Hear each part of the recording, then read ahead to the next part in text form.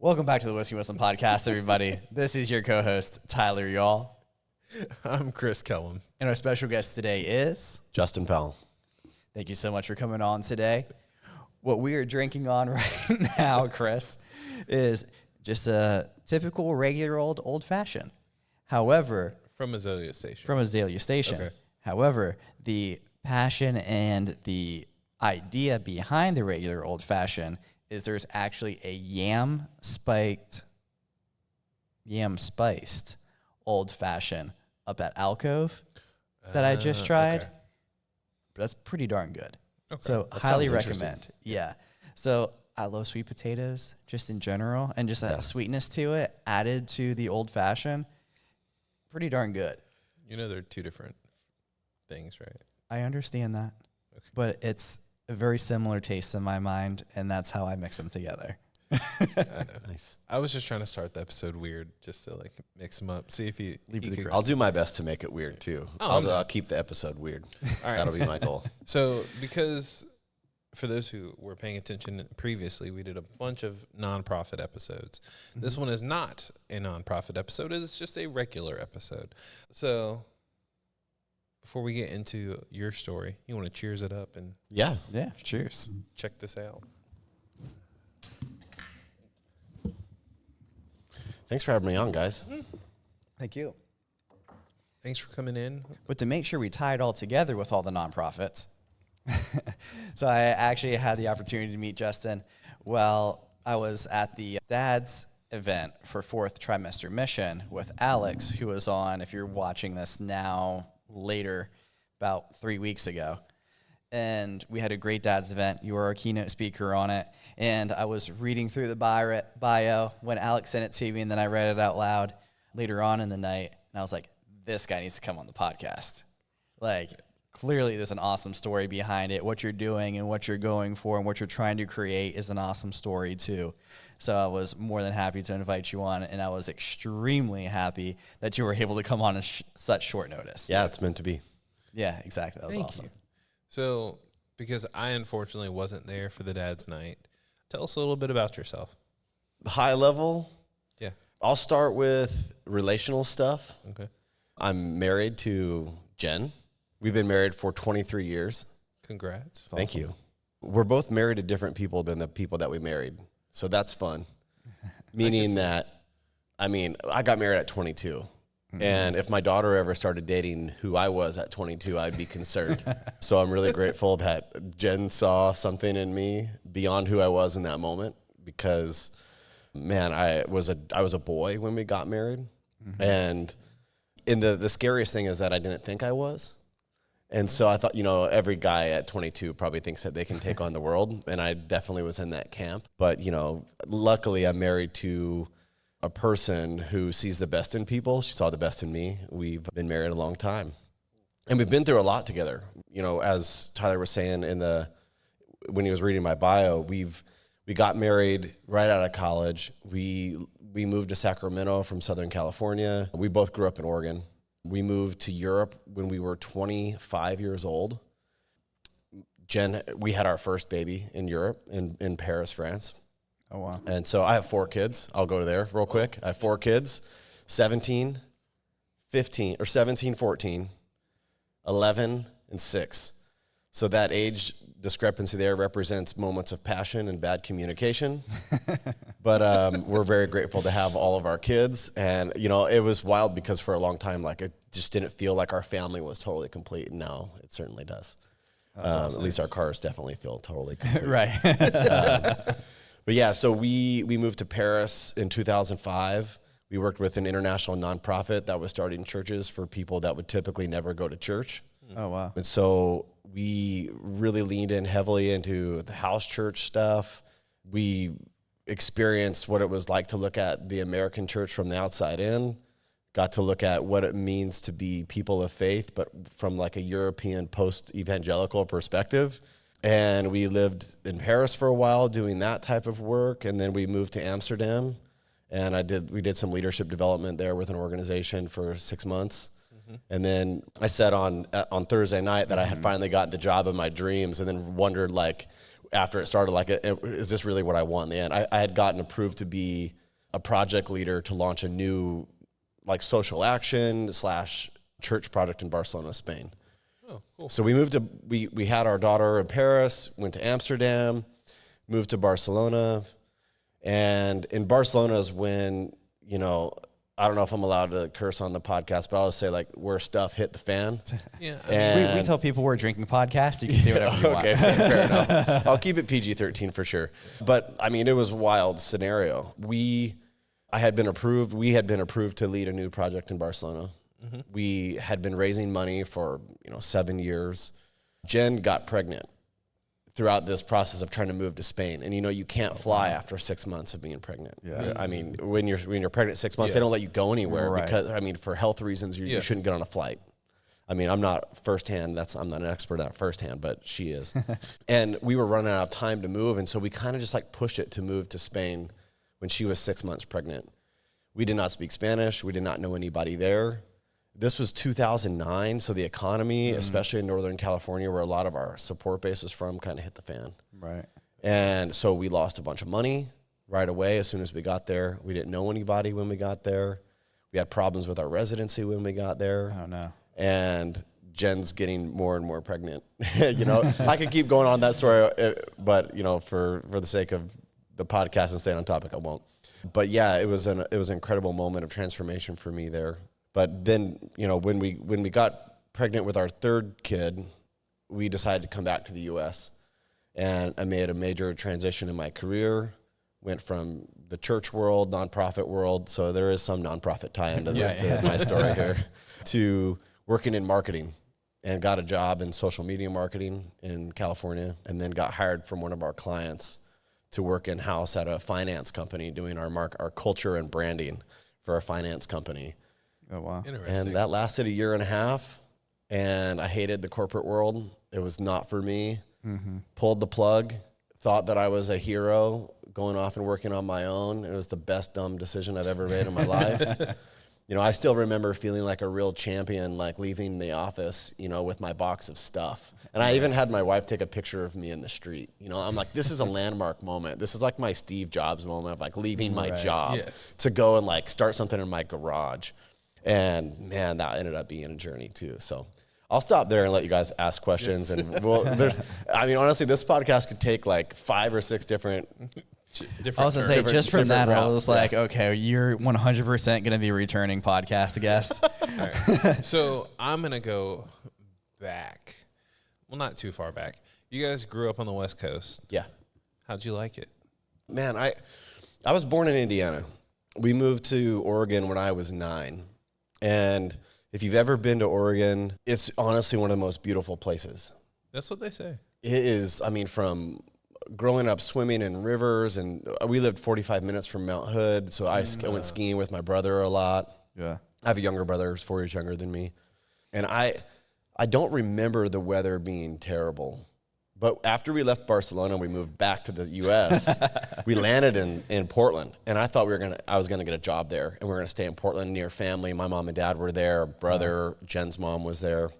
I thought we were gonna get a job. I was gonna get a job there and stay. And it was February in Oregon, we left the Mediterranean. Yeah, right. We were in Barcelona, living a 10-minute walk from the Mediterranean Sea, and so it's like waking up every morning. I was opening up the blinds, like, is the sun out? Nope. And it was like Groundhog's Day. Every morning, opening up the blinds, and the sun was not out. And then so I ended up getting offered this job in Sacramento, which I had lived in Sacramento before, and it's not the most glamorous of places in California, but I was so grateful for a friend who gave me a shot at an agency that changed my life. I'm grateful for that. But the West Coast is great. Okay. It's huge. Mm-hmm. Like compared to here, go ahead. Aren't there only like 3 states? Up the West Coast, and then over here we have 15. A lot. Yeah. Yeah, the drive from Portland to L.A., which I did a lot because I went to college in the L.A. area, is 16 and a half hours. Oh, wow. And it's just to drive, we drove to New York City the other, I had never been in New York City until like 6 months ago, which I want to go back so bad. But it was like 9.5 hours. I was like, that's it? Yeah. It was like we did it in a day, and it was like I was relatively chill. And Jen drove almost the whole way, and I worked. Wow. So it was like a work day for me, sitting in the car. I was taking calls. Right. You know, it was great. Yeah, I never realized it was that long. I didn't either. Like, and that's not even the whole way down. No. Seattle to LA is 20. Jeez. And I did that drive so many times, but the craziest drive that we did was we did not know that Jen was pregnant with our 4th child. No, this was a different one. Because that was the one where we didn't know she was pregnant with our 4th child was when we went to the Redwoods. That was the story I told on Thursday night. There was another drive where I had to get back for something, and we drove straight from Portland to LA, 5 stops total. Oh my God. It was 16 and a half with 3 kids at the time. Oh. And we just bombed it down in our 2007 Honda Odyssey that we still drive. I mean, and kids were champs. I was going to say, it's a hike. It's huge. I mean, the West Coast is huge. Well, it's funny because, like, when I think of long drives, I think of Midwesterners. Like, it's a running joke with me and my friends. It's like someone in the Midwest are like, oh, hey, it's only 8 hours. And I'm like, no, an 8-hour drive means I'm probably going to catch a flight. Yeah. And everyone I know from the Midwest is like, no, we'll just hop in the car and drive overnight and do it. I'm like, y'all are crazy. So it just puts into perspective, like, how big the West Coast is versus the rest. Yeah. So how did you get from West Coast after you moved back from Europe over to Wilmington, of all places? And how do you like it here? Do you think it's a place you're going to stay? Is this the retirement spot, or is the world still your oyster? So I have moved, since we've been married, we've moved almost every 4 years. We get the itch to move. Like, I think it's in our DNA to be nomadic, but our kids love it here. So I'll get to that in a second. So how did we get to Wilmington? So I work for myself. I'm a fractional CMO. Right. So my clients are all over the country. Mm-hmm. I have clients in Orange County, California, Boise, Idaho, and Atlanta right now. Oh, wow. But I've also had clients in Northern California, Minneapolis, and other places around the country as well. So I'm not geographically bound for work. We were living in Southern California in Orange County, and COVID started. My business was doing the best it had ever been. And there's way more to this story, but like we went through it. I'll just say it. We went through it a lot trying to get my business going. And we sacrificed a ton for me to be working on my own. Yeah. And things finally started looking up. I won't go into the career stuff. Things started looking up. COVID starts. And I lost 2 clients in like 2 months, which, big parts of my income. The owner of the house that we were renting, we were paying $3,200 a month in rent for a house in Orange County. And that was a good deal. Yeah. I'll say out there, that's not bad. And so COVID starts. I called up my landlady, a 94-year-old lady, who she had raised her family in this historic place that we lived. Oh, wow. She was incredibly wealthy. She owned multiple properties in Orange County. I called her up just to say, like, hey, I just want to let you know, with all these people losing their jobs and with all the stuff I've been through, I want to let you know that your rent check's in the mail, everything's all good. And I know our lease is coming up at the end of July. Can we please sign another 2-year lease? She was like, deadpan answer, no. And I was like, excuse me? I was like, did you say no, you're not going to let us sign another lease? I mean, I know this is your house, but this is my kid's home. I mean, we just had a baby. Like my kids are friends with all the kids in the neighborhood. Like, we get along well with everybody. Like, we really don't want to leave. Is there anything we can do to change your mind? Yeah. She was set on us moving out. And she told us, I have family moving into the house, which wasn't necessarily true, but that's the story. And so looking in 2020 with everything that was happening with COVID, people weren't leaving their places, right? So, and because of that, renters in Southern California, they knew that supply and demand was shifting. Yep. So the demand was really high still, and the supply was really low. Mm-hmm. So when we started looking around, people were asking for 2-year leases on houses and really jacked up rent rates. So I told Jen, I was like, listen, we can't afford anything here that will fit in. We have 4 kids. We love Southern California, but let's just do this. Let's put all of our stuff in storage. Let's drive around the country until COVID goes away. We'll save some money by camping. Yeah. and we'll live in my grandma's house in Richmond, Virginia, because my grandma had moved into a permanent housing facility, and her place in Richmond, beautiful place, was like furnished and empty, just like I remembered it as a child. You know, all the same pictures, awesome, all the same carpet, all the same furniture. It was like moving into my grandma's place, and all my cousins had lived in her house at some point or other. So I thought it was my turn. So so I talked Jen into doing this crazy plan. We packed up our minivan with not enough camping gear to be good at camping, but way too much camping gear to be comfortable in the car. So 4 kids, our half hairless dog, we have a half hairless dog. It'd be a whole other deal about that. But and we're going to go camping around the country, and we'll come back to California. So we camped a couple nights in Grand Canyon. We drove across the United States, got to Richmond, drove around the Midwest. We had blasted through North Carolina at least once in this like spaghetti, track that we were on. And we were spending time this ties in with our Whiskey and Wisdom theme, I ran into my old financial planner who now lives in Louisville, Kentucky, has the most amazing bourbon collection. Like I was telling you, I think he has like this hidden drawer. Oh, that's who it was, yeah. He has it's like a magnet that unlocks a latch, and then he pulls his shelf out of his kitchen cabinet with like 40 bottles in it. It's amazing. It's like all lit. It was amazing. But we were drinking Eagle Rare. Yeah. He had like the 17-year and the 10-year. We were drinking that and hanging out. And Jen asked him, like, Wayne, what do you think that we need to do, for Justin to retire someday? And he was like, well, you can't stay in California. Yeah. And, I unfortunately had to have that conversation with one of my clients too. I get it. Yeah. Yeah. And I mean, we were staying we had given up camping. We gave up camping after like 7 nights. Because it was tough setting up a tent. I mean, we were tent camping. Oh. It was crazy, dude. We were. And I mean, that puts your 6-year-old at like 3. Yeah, I mean, she was younger than that. She was like 1.5, 2. Oh, wow. Like, one of the funniest memories of this trip was like at our second night camping in the Grand Canyon. I mean, she didn't even have a great vocabulary, but she was like, Mommy, Daddy, I so happy, this so fun. It was like the second night of camping. It wasn't like, Mommy, Daddy, I so happy, this so fun after like 4 or 5 nights of this. And we got stuck in a thunderstorm in Oklahoma City and like set up our whole tent and then looked at the weather report, took it all down and went and stayed somewhere indoors. Like it was a wild trip. But so I'm making the short question relatively long answer here, but like we ended up coming to Wilmington at the invite of a friend who has family here.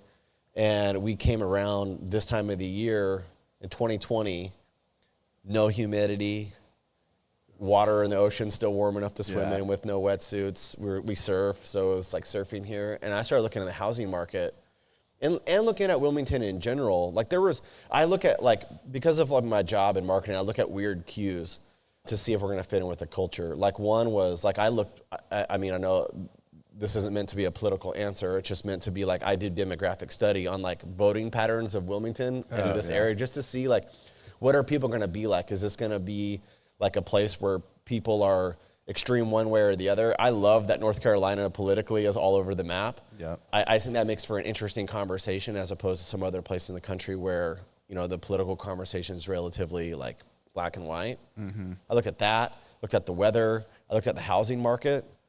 The fact that there's a Trader Joe's, a Whole Foods, a Costco, and a Target all here. It was like, this is not the biggest of cities, but like we have all these like the places that we shop. Yeah.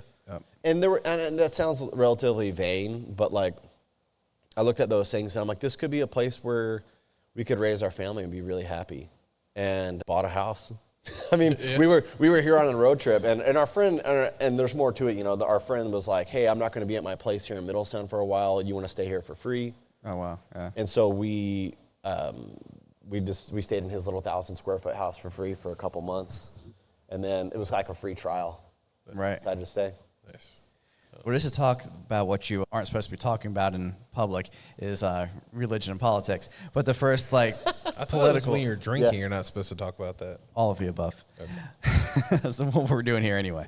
The politics thing, I think, is really interesting that you said what you said, especially with North Carolina, because it's one of the only states in all of the United States where they consistently vote one way for the president and the opposite way for the governor. Yeah. Almost consistently. I think it was like 8 out of 10 years, they've always done the opposite. Yeah. Which I thought was like really interesting too when I was doing the same study, like when it comes to politics that way. Yeah. The other thing I want to talk to you about, and this can be a whole nother podcast later on, but I just want to get your like 10,000 foot view of this. When you were in Europe, you talked about looking at like the American Christian like church. Yeah. What was like the broad overarching thing that kind of you took away from that? Man, that is such a massive question. And it's hard to even know where to start. I'm going to make sure this is, there we go. Yeah, there you go.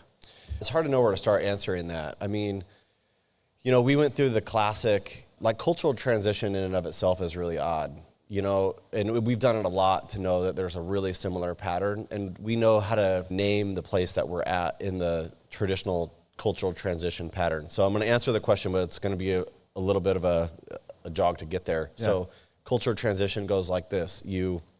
Like typically your first season of life in a new place, everything in the new place is amazing. Mm-hmm. And then the second season of life is everything where I came from sucks. And then the third season of life is the weird one, which is everything here sucks.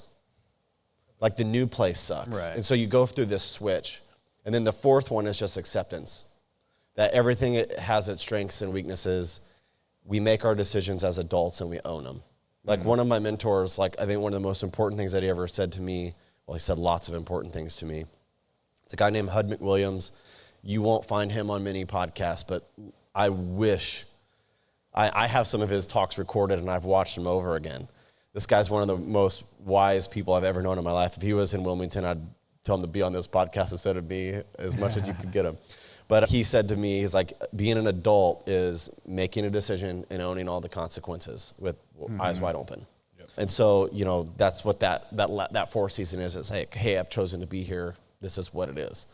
So to answer the question about like looking at the American church, there's like these seasons that you go through, even in, you know, the topic of deconstruction and faith is really popular right now. Mm-hmm. I have a different take on it because of my experience in Europe. But so looking at the American church, you know, being in Europe, you really get a glimpse into like what the church in the United States could be like 20 years from now.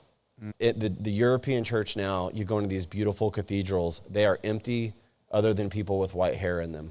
Oh, wow. Very few young people attend church. This is why we went to Europe in the first place. Mm-hmm. We started hearing these stats, like less than 1% of people in Europe attend church.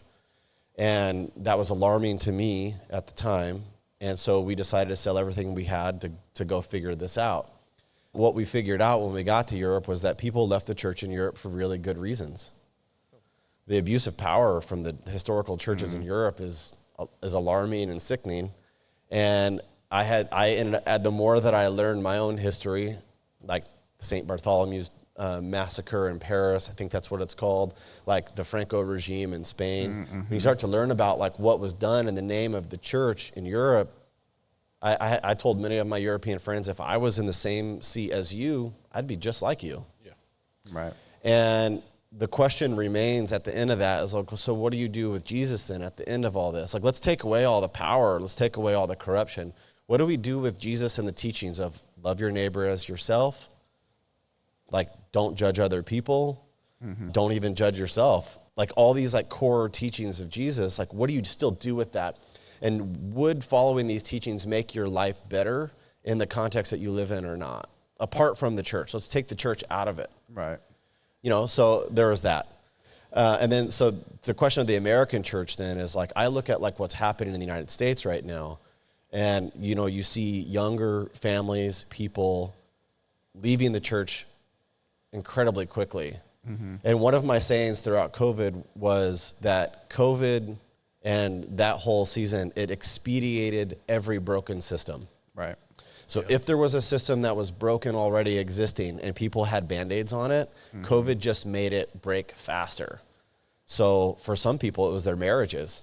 Right. Yeah. Right? Like you got a husband and wife stuck at home together. They're not going to the office to get away from each other for 8 hours a day. And that broken relationship was expedited.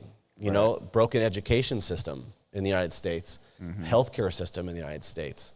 One of those systems that I believe that is broken, this won't make me popular with everybody, is the church structure. Not a big fan of the institutional church. Right. And my time in Europe allows me to look back at what we're doing here and see organizations that are typically really centralized that biblically, I don't see a strong case for strong centralized leadership in the Bible. And what I see is passages of scripture where the Bible talks about how there are many different types of people who have many different strengths, and that each strength is supposed to be equal, Right. and that each one's supposed to serve one another.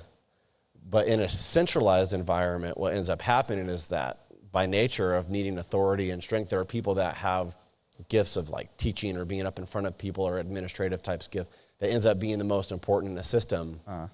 And what I think hurt the European church was a centralized power that became an abuse of power. And people left very quickly. What's happened in the United States is that there's a centralized power and there's a subtle, I wouldn't say it's like an overt, like abuse of power, but I think that there's like is leadership what it's fully supposed to be when authority and decision-making is not given away to as many people as possible? You know, I see the best use of leadership in general, whether it's in the church or whether it's like in my work as a marketing leader. Yeah. Right. Is like the best use of leadership is when you give authority away to other people and you empower other people. And it's an interesting thing now where the American church is still working to be really organized and centralized.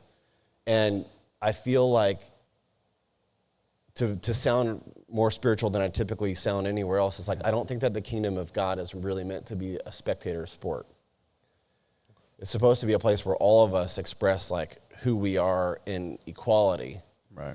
And I think that the American church, in a way, has become a spectator sport, where most people, I mean, if you look at just mathematically, statistically, like on most churches on Sunday mornings, you got 80% of the people sitting there and 20% of the people organizing something for other people.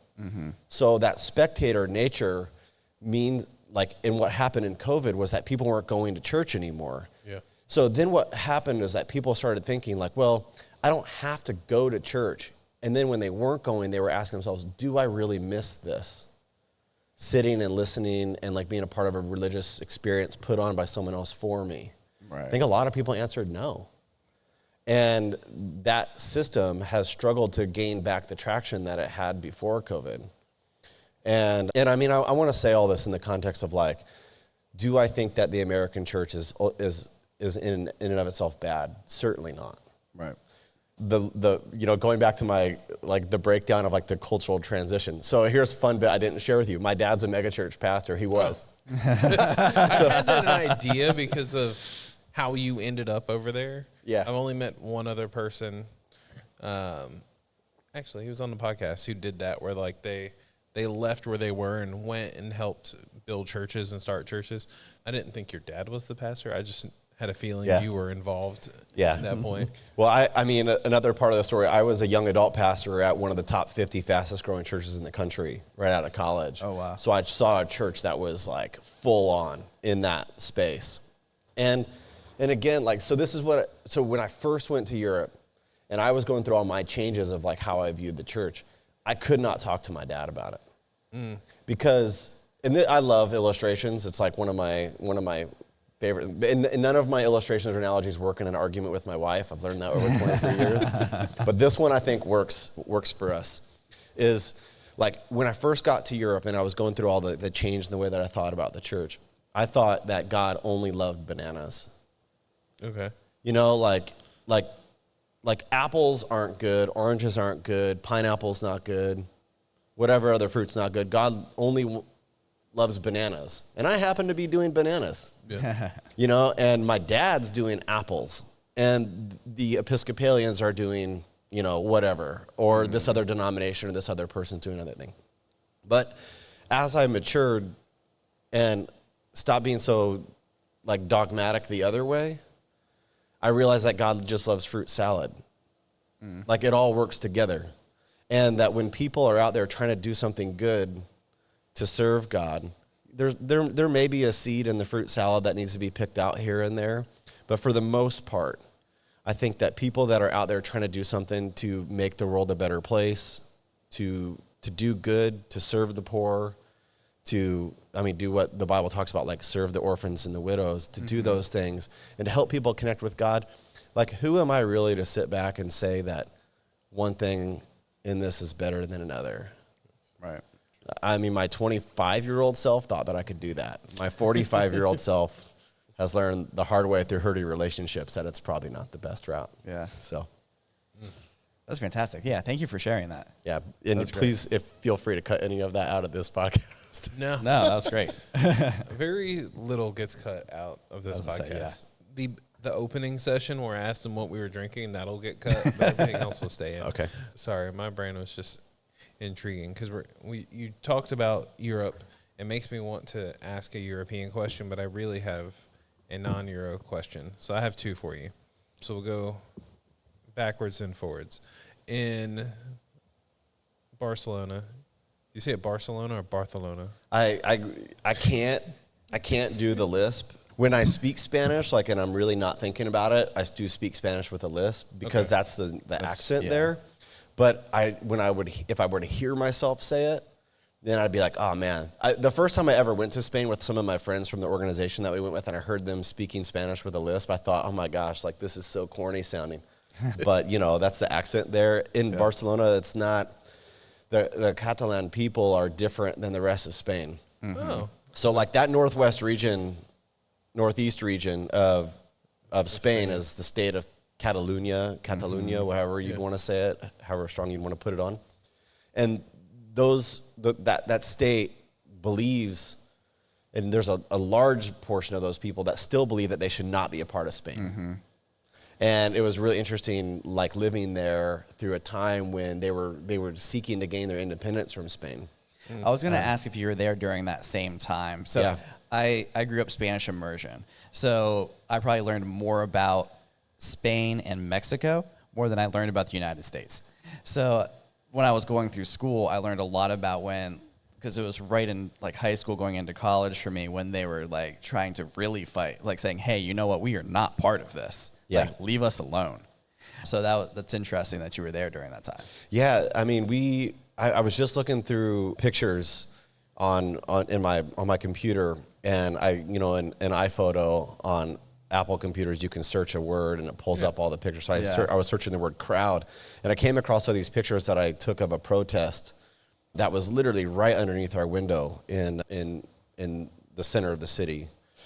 And there was a major part of people there that don't want to be a part of Spain. And I mean, some of the things that I heard, and I mean, I wouldn't want to fact check myself on this stuff, but some of the things that I heard was that Barcelona is taxed at a higher rate to Spain than other areas of Europe are to their like larger surrounding area. Yeah. So like Barcelona has the largest port in Spain, huge economic hub there, one of the biggest tourist areas in all of Spain, obviously one of the best football clubs, aka soccer clubs in all of Spain, in FC Barcelona.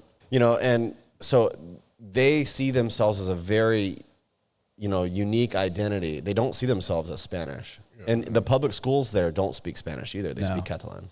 Oh. So one of the reasons why we ended up leaving was my daughter was at the age where she either needed to go into public schools, or like we needed to put her in private schools. We couldn't afford private schools, but the public schools were all in Catalan. So it's like I couldn't imagine like having to help my daughter with her schoolwork in a language. Like I could barely speak Spanish. So to throw Catalan in the mix, like I wasn't going to be able to help her with her schoolwork. So that was something in the soup, that helped us make the decision to come back. I learned something new today. I didn't know about that.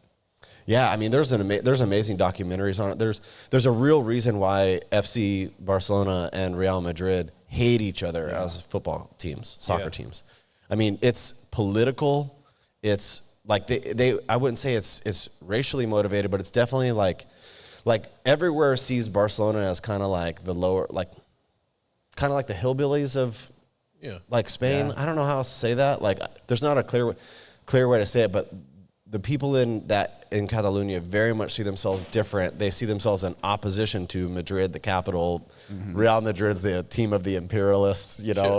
They're the FC Barcelona's the freedom fighters. Like their identity is very different. So it's a political battle. Gotcha. And ideological differences, not just soccer. Yeah. Yeah. Yeah. I'm of the aspect of like state lines and country lines still make very, very little sense to me based on like how close everything is. Like, oh, this is part of this state and this is part of that state, or this is this country. Like Catalan would definitely disagree with that from just not living there, but just the inundation of it. They were like, no, this line, if you cross over it. Oh, no, I mean, like, it's just, we just made up this line. No, and yeah, I'm I like, get so you. I why get can't what they you're just make up a line and be like, hey, let's separate. I understand there's a lot more politics and geopolitics that go in there, but I learned something new. That tells you a little bit about the American education system. As a person who loves social studies, never heard about that. Yeah. Well, it's really niche. Yeah. I mean, it doesn't really impact us here. No. But it's similar to the way Scotland wanted independence from England. And, I mean, it would be like California saying, you know what? We don't agree with where the country's going. We want to secede and be our own country. I mean, California would be financially viable outside of the United States. It would have tons of other unintended consequences for them, but it'd be like that. Yeah. Interesting. So now that we're jumping forward, you left working in the church and you became a CMO? Yeah. For those who aren't up to speed, what's a CMO? Chief Marketing Officer. Okay. So here's the story on how this went about. So I don't know the audience of the podcast in total, but this might be interesting to some. So Mostly business professionals, so I think it would, yeah. All right. So when I first left the church world to go into marketing, I had no idea how my skill set could help businesses. I thought storytelling, public speaking, like taking complex ideas and making them simple. Like I thought that was for, teaching theology. But I didn't know like how valuable it was to businesses. Oh, yeah. And so I got a job at this social media marketing agency. Shout out to Titanium Ideas in Sacramento, California. My buddy Tyler there gave me a shot, hired me with no experience. And that experience working with Tyler was a gift. He remains a friend. But it was wild to start working in the marketing world. And social media marketing at the time in 2013, it was still that era. I was just talking to a group, one of my clients, about this, like AI is at a different space now. The conversation around AI right now reminds me of social media, the conversation around social media, like, 10 years ago, 2013? Yeah, 11 years ago. So like back in those days, everybody thought that they needed to be on social media, but didn't know why, didn't know how to measure it, and didn't know who to hire to do it. Right? So Tyler, my buddy, is an amazing entrepreneur. He's very opportunistic, and he was a mortgage loan officer. He started getting into LinkedIn to develop his business. And he was going on LinkedIn to meet with people, and he found out that he could sell through LinkedIn. And so he started Titanium Ideas. It's Tytanium, not because his name's Tyler. Yeah. I actually remembered your name by that association. Right. It's like, oh, Tyler, like Tyler from Titanium. But so he got into doing that. I jumped into that and realized, started meeting with our clients, and I'm like, oh, they can't articulate what they do for normal people. So like I would say in our onboarding meetings, I'd be like, tell me about your business. And they would talk for 10 minutes about their business, why they started. And I was like, oh, so you do this, this, and this. And they're like, oh my gosh, you just said what our business does, like in a way that no one has ever said it before. I wish that I had talked to you like 10 years ago, because this would really help me talking to investors, or like when I was first doing my marketing. Right. Or like, oh, you need to make a video that says this, this, this, and this, because this is your strategic differentiator. This is your unique value proposition. And to me, that was like, I was like, that was easier than putting together a 30-minute sermon. And I just love hearing people's stories and hearing their passion for their businesses. And I tell them back what I'm hearing, because I view myself as like a person that's objectively hearing their message just like their target market would. But I happen to be a person that's really good at telling you exactly what I'm hearing, but in a way that I think it would make sense for somebody else. So Got hired. I worked with Tyler for a year and a half, got hired by one of our clients in finance, hated the corporate world, thought I was a hero, quit my full-time job. Yes. Started doing like branding and logo packages and websites out of my garage in Santa Ana, California. Very quickly realized that it was very expensive to live in Southern California. And I had someone tell me, this is what I think would be interesting to people. Like, I had someone tell me, if you really want to make a lot of money, you've got to focus, you've got to niche down. Right. So you got to either be great at photography, great at videography, great at website, great at social, you know, all these different things. And in my mind, I was like, I'm never going to be great at any of these things. I don't care enough. Yeah. Mm-hmm. I don't care enough about videography for it to be my life. I don't care enough about social for it to be my life. And so along the way, have you guys heard of the StrengthsFinder assessment? Yeah. The Gallup StrengthsFinder assessment? So I got certified to teach that. Oh, wow. I love the StrengthsFinder assessment. If I could, like, if someone handed me like enough money to like never have to work again the rest of my life and I'd just do something for free, it would probably be to coach soccer, teach StrengthsFinder. Because in essence, StrengthsFinder is telling people how great they are. It's just giving people a language to tell people how great they are. And I met this guy through a friend of a friend, and I was like, hey, what do you do for work? And he was like, oh, I'm a fractional CEO. I was like, well, what does that mean? I've never heard of that. He's like, well, I'm a CEO for 3 different businesses. Mm-hmm. He's like, some people are really good at being a mile deep and an inch wide, which is what I had always been told I needed to be. Yeah. And that was not me. Yeah. And he said, I happen to be really good at being a mile wide and an inch deep. And companies pay me really well to do that. And so I lead 3 different companies and their teams and their strategic objectives, you know, on a fractional basis. And it was like the hallelujah chorus for me, you know, because I always felt like I was trying to be someone that I couldn't. Yeah. I just didn't love building websites enough. Yeah. But I love leading people. I love leading teams. I love creative work. I love the creative process. I get businesses, the idea of business enough to be able to sit on any leadership team and understand how they make money and understand how to like unpack their overall business objectives and their goals. And I know how to motivate a marketing team and creatives in order to meet those goals.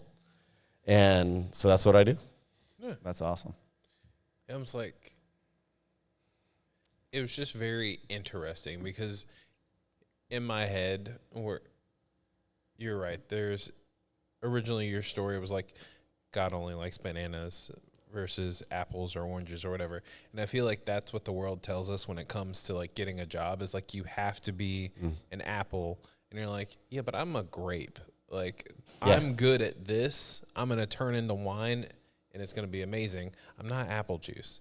Like, and I think the fact that the world's been able to evolve and accept that fractional positions are there and are extremely helpful. Yeah. Well, think about this. You know, sorry, I took a bite of this orange in here and got choked up on it. Think about this. So you're a business owner. You start a business and you're bootstrapping it from the ground up. You're savvy enough to use things like Fiverr or something like that to get a basic website going. Or like you do sales and you're really good at sales.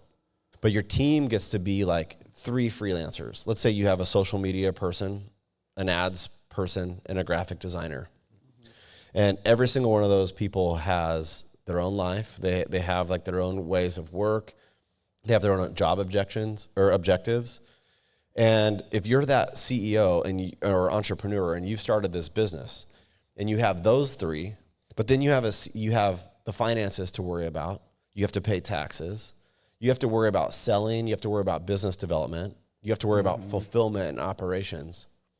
Eventually, like if you're trying to grow your business, you can't be a CEO that's managing all those things. Yep. But you probably don't have the money to go and hire a real full-time CMO that's going to need, $150,000 plus salary a year, plus pay their taxes, plus pay their benefits, plus think about like how is that person's career path, wanting to go, my business. And so the fractional model, it's not just like in marketing, it's fractional CFOs, fractional CEOs, fractional, operations officers. This fractional economy is really interesting because you can now pay someone like me to work a day a week and have I have 13 years of expertise in marketing. I've worked with over 150 businesses. I've seen major failures. I've seen major successes. And for the same amount of money, you know, you could go pay an entry-level person. Let's say that you have someone that's just graduated college. You're like, oh, they graduate with a marketing degree from college. Like, I'm going to pay them full time. You're going to pay them $75,000, $80,000 a year, maybe. Let's go on the low side, $50,000 a year. You're going to pay that person to be full time. Like, what do you do with the other? Like, are you going to trust that person to lead these other 3 people and set KPIs? Like, make sure that they're happy on the team. Like, what if that person's younger than the people they're managing? Mm-hmm. Like, there's all these other unintended consequences, and the fractional model is great because, like, I mean, I've already failed on other people's dime, you know, right. You know, and I've already failed on my own dime too. So like seeing as many different businesses, from publicly traded companies to mom and pop barbecue sauce companies that I've worked with. Like, I've worked with at Titanium Ideas. I worked with the world's largest organic prune producer, this farm in Northern California. These dudes, the Taylor brothers, they were amazing. That's but really like, cool. I got to work with these great businesses and see how they worked. And, you know, and now I get to take that experience and, you know, help these other businesses. That's yeah. I was gonna say, I'm like, we've had a fractional CFO on. Mm-hmm. Oh, cool.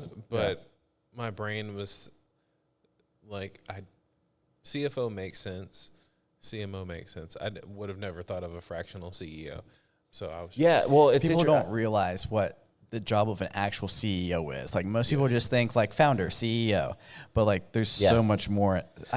Who was it? I think it was someone that's big on, I think it was Cody Sanchez. She's really big right now on social media. And what she said is, people don't realize how hard it is to be a CEO, because you're tasked to find the best people in your industry to basically answer the hardest questions in your industry. And then the questions that they can't answer fall back on you as a CEO, and you have to find some other way around to answer that same question. Yeah. But it's same as any executive, even a CMO. It's the same thing too. Like, okay, you're a social media manager. You're tasking them to make the best social media posts and stuff and try to crack that code. Yeah. And the answer that they can't figure out falls back on you to try to figure out how to get back into it again. Yeah.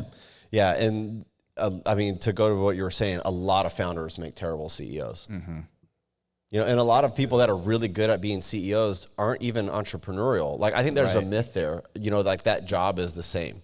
Mm-hmm. And they're very, very different. I think the role of a CEO, and sometimes with my clients, I touch into this, but I mean, the job of CEOs: set vision for the company, raise money for the company, make sure that everybody has clarity around what they're doing, make sure that the right people are in the right seats, that you're increasing employee retention, and that ultimately you're growing in profit.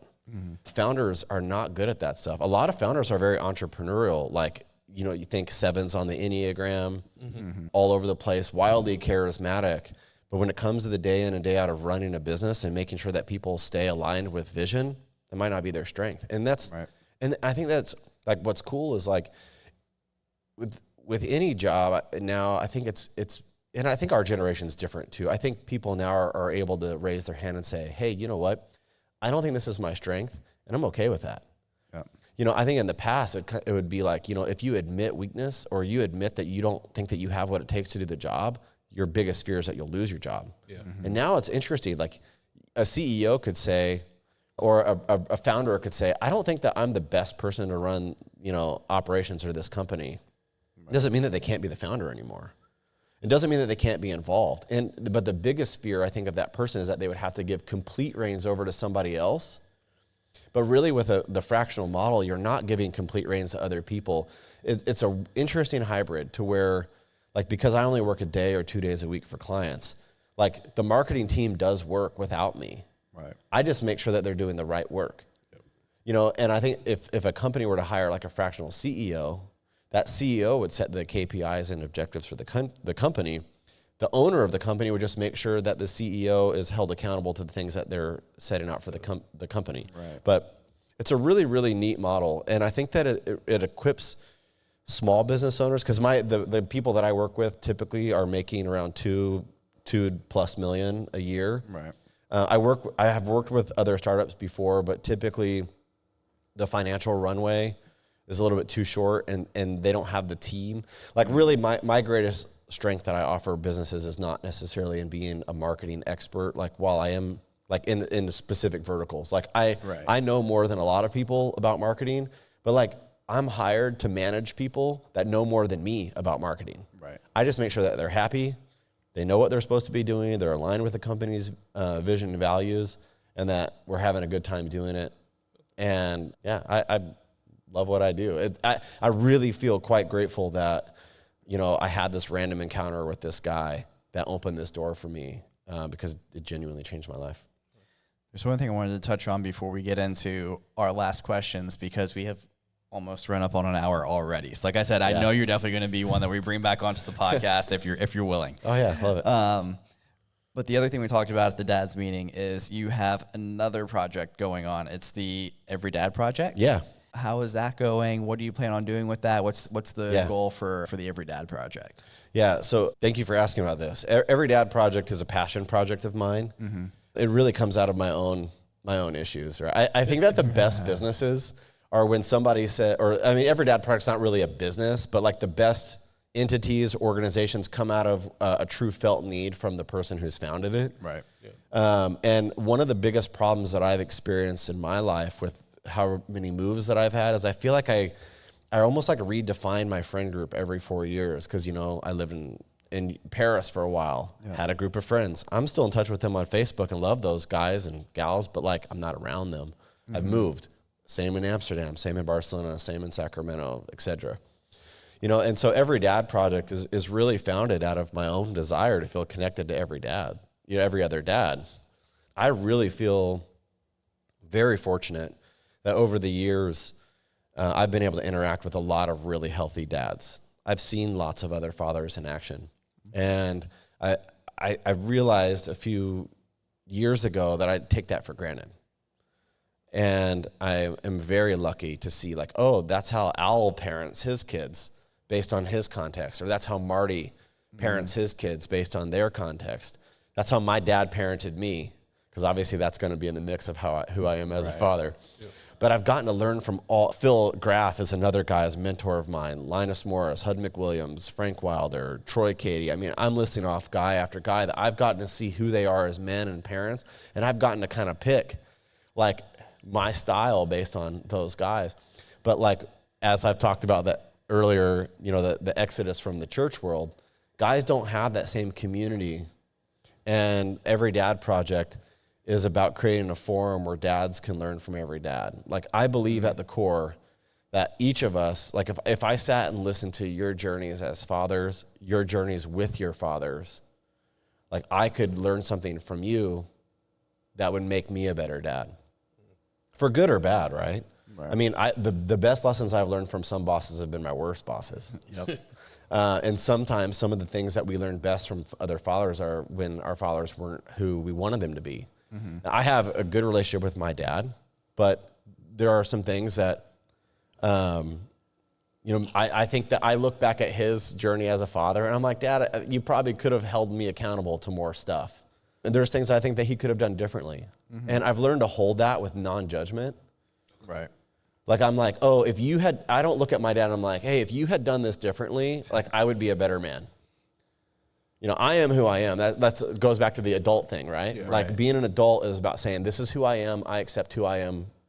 And for my choices, we're all given different contexts to start from. But so all that to say, with Every Dad Project, I'm trying to find ways for men, fathers to connect and learn from each other, whether it be online, in person, and then maybe events in the future. That's awesome. I love it. Yeah. I know you mentioned it during the dad's event that we had. We didn't really dive into it too much. So I just wanted to give you a chance to kind of explain it on here for you real quick. Yeah. And where I'm at with it, you know, and this is, I'm a pretty vulnerable person. I don't mind being vulnerable. Like, this was something that I was really giving myself to. I had like big goals for this. And then at the end of last year, I lost a handful of clients, had to really lean into my own business. And this got put on the back burner. But like, this is the thing, like the thing that keeps coming back for me of like, because I think like we're all asking the question of like, what am I supposed to be doing with myself in my life? You know, like I look back at like 13 years in nonprofit church world, 13 years now in the marketing world. Why? Like, what is all this for? Like, and I believe that like every one of us is on a journey, and at the end of that journey is some sort of opportunity for us to give back to other people who are on the journey in some way with everything that we've learned. So for me, every dad project is about saying like, hey, I've learned how to be vulnerable as a man with my wife, with my friends, all these friend groups that I've reinvented myself in year after year. I've learned how to be vulnerable, and I've learned that that's the fastest way to beating loneliness is to tell people who you really are. Because what will happen back is that people will be like, oh, Justin's willing to say this about his own like self and life and marriage and doubts and fears and faith, and maybe he's a safe person for me to talk to. And that's what I found. And, you know, every new place I go, it's like I'm starting over lonely again. And not lonely in the sense of like depression loneliness, but lonely in the sense of like, oh, I wish that I had somebody that really knew who I was. My mom used to always say to me, to have a friend is to be a friend. Right. And I think that, you know, I want other men to feel safe with who they are around me. So I just choose to, and you know, when you're new with people, who cares if you're accepted or rejected, right? Like, I think that me and my wife were just talking about this. It's more important to be accepted for who you really are than it is to be accepted for some fake version of yourself that will always live with some sort of fear of rejection later on. Right? Because it's like, if I were to be totally fake with you guys and tell you that my whole life has been great, I will leave this place feeling like, man, I hope that they don't find out that like I really do have a lot of doubts, or I don't really have it all together. You'll live with that fear of being exposed later on. Right. And so now I'm more in the place of like, hey, I'll tell you exactly who I am really right now, because I'll sleep better tonight. And I know that if we end up becoming friends after this, you're actually friends with who I am, not with the version of me that I convinced you to like.